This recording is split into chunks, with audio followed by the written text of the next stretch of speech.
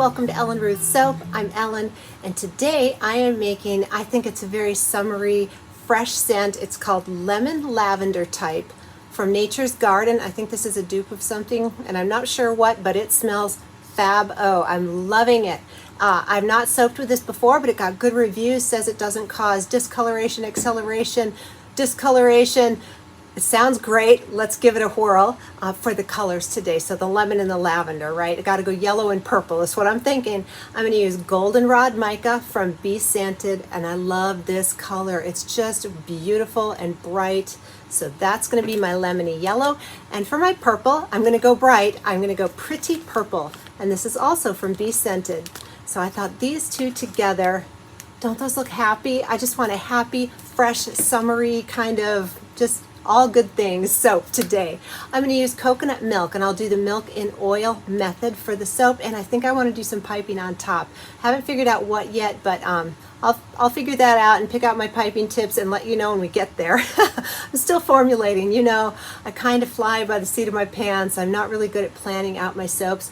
It'll come to me though, inspiration, and we'll see how this fragrance is behaving. So let me get everything pulled together and let's come back and make some lemon and lavender coconut milk soap. Okay, I'm ready to put my soap additives in here, and first let me just show you for the piping on top. I'm going to do sort of like if you saw my chocolate and lavender soap that I remake a couple of times. I love it. I do rosettes and little dollops. Well, I kind of wanted to duplicate that only with my small little tips. So I have a tiny little star tip here. Let me see if I can read what it is. It's a Wilton 21. And then a little open hole. So with the tiny little star tip, I'm going to do little rosettes and then little dollops of sunshine yellow is what I'm going to do. So the flowers for the lavender color, the little dollops for the yellow, and that's my piping bags for the top. And I've got my colors pre-dispersed in some distilled water. I just like to do that. I do such a steep water discount that I can use a little water to mix the micas, and it just makes blending easy when I think of it ahead of time. Otherwise, I'll just put the dry mica on top, and that works fine too. Some people like to pre-disperse in oil. There's multiple ways to do your mica, so you don't have to do like I do. I just sometimes when I'm doing my prep work, that's what works for me. I do have the fragrance already in here. It got good reviews. I'm trusting those. I haven't used it before, but it's in here, so we will proceed with caution. But boy, it smells good. So for the additives today, I'm going to do coconut milk in oil. So here's my coconut milk that I have water discounted from my lye solution. We're putting that right in the oils. It's called milk and oil method. There's several different ways to add milk to your soap. You can do 100% milk, which means you would have this in a frozen state and add your lye slowly. So that's how you do 100% milk. Another way is you can put your lye water in here, bring it up to a light trace, and add your milk at that point. I like the milk and oil method, so that's what I'm doing today. It's literally milk and oil. Get it? So with that being said, I am not going to do oats today. This is going to be an oat-free soap. So I'm just adding my kale and clay in here. And this is a 2 tablespoon scoop. It's a little bit rounded, and that's what we're adding. So I'm going to get this all blended up, and then when it's all nice and dispersed and anchored in there, I'll go ahead and grab my lye water solution and come on back and get to making soap.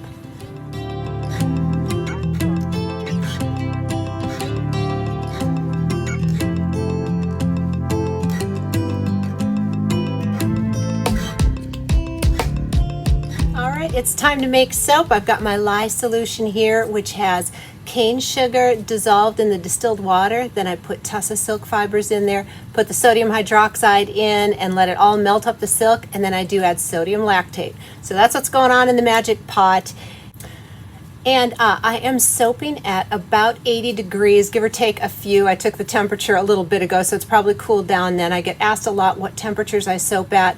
I will soap anywhere from 70 up to 95. You know, I am not super strict about my temperatures, but I definitely like to go below 100. When I first started soaping, everything I read said 110 to 120.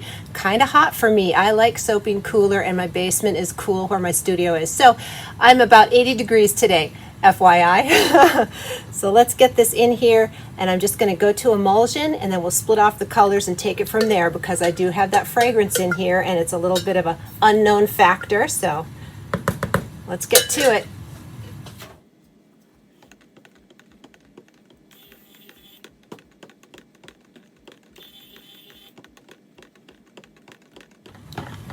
All right, so I'm just pulsing the stick blender as I'm stirring. You can see it kind of caramelize, and that is the lye reacting with the milk sugars, even in the coconut milk. It does that with goat's milk, and so that's just a very typical reaction, and it will bounce back. So just looking for emulsion. One of the ways you can look for emulsion is to stop stirring and see if you see any oil rise to the top. Another way is to pull your stick blender out and see if it looks very blended on there and not speckly. So there's a couple, different ways to see if you have a complete. And emulsion just means that all of the lye water molecules have bonded with all of the oil molecules. That's what that is. And I think we're there, so let's get the colors over.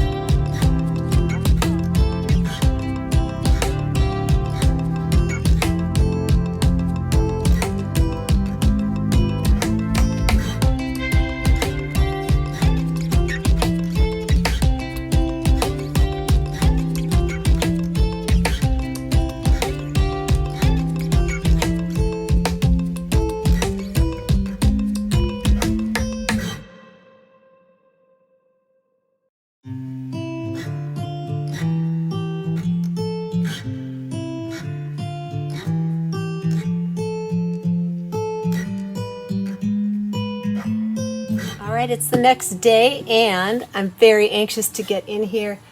These smell so good. It's just really fresh smelling and pretty. I think the top is cute. So let's get in here and see how those swirls came out.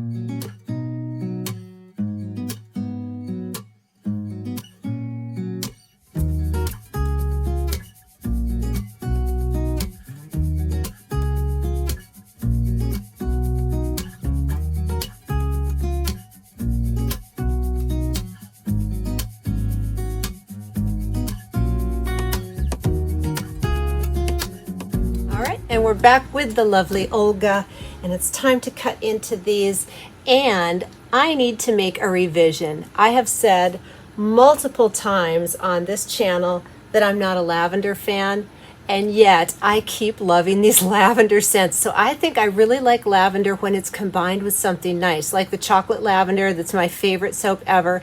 This lemon lavender is delightful.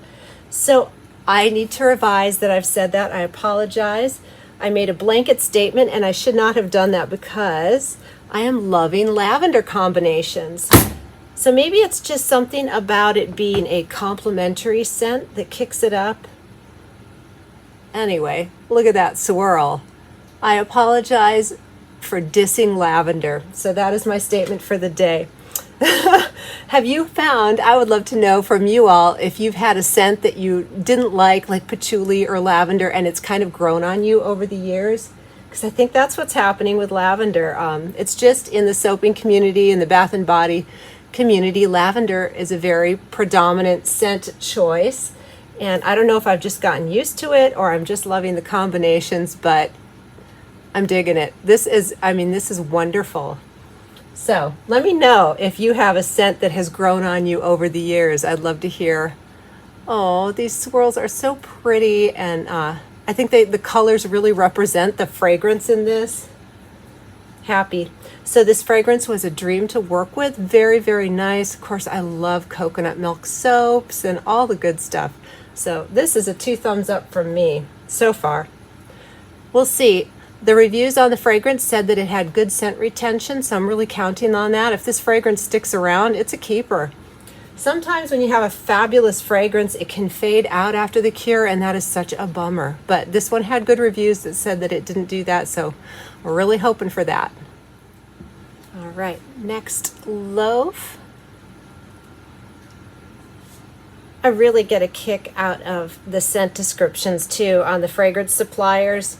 They're just really fun. Sometimes I don't always smell the notes that they say are going to be in the fragrance, even though it'll be good. But I am impressed by perfumers or people with really amazing noses that can pick up subtleties. I am not that person. I mean, I know what I like and what I don't like, but I can't smell something and say, oh, there's base notes of yada yada. I just know it smells good or not so good.